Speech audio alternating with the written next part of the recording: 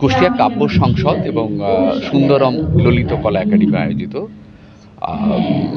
কবিতা হোক সমাজ বদলের হাতিয়ার এই শিরোনাম করে আজকের এই কবিতা উৎসবের আয়োজন।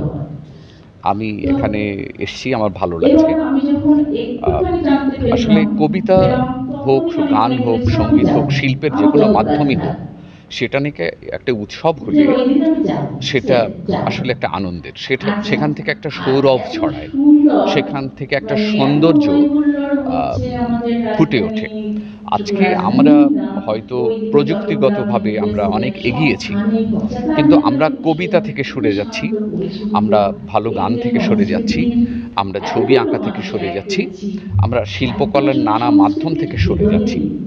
এবং এই সরে যাওয়া মানে, শিল্প থেকে সরে যাওয়া মানে আমি অপূর্ণ মানুষ হয়ে যাচ্ছি। সুতরাং আমি সম্পূর্ণ মানুষ যদি হতে চাই, বোধ সম্পন্ন মানুষ যদি হতে চাই, আমার রুচি যদি তৈরি করতে চাই, আমার ভেতর দিয়ে যদি সৌন্দর্যকে ফোটাতে চাই, তাহলে আমাকে কবিতার সঙ্গে বসবাস করতে হবে, গানের সঙ্গে বসবাস করতে হবে, চিত্রকলার সঙ্গে বসবাস করতে হবে, সৌন্দর্যের সঙ্গে বসবাস করতে হবে। সুতরাং আমি মনে করি এরকম কবিতা উৎসব আরও হোক, সংস্কৃতি দিয়ে বা কবিতা দিয়ে।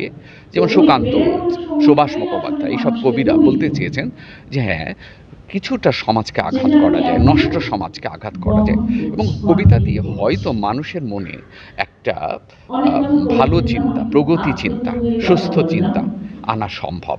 কবিতা সেই কাজটা করুক, আমরা কবিতামুখী হই, শিল্পমুখী হই, এটি আমি আশা করি।